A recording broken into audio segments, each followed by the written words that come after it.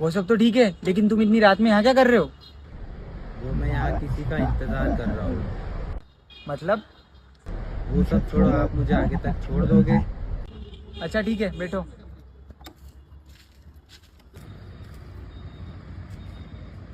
वैसे तुमने बताया नहीं कि तुम यहाँ क्या कर रहे हो?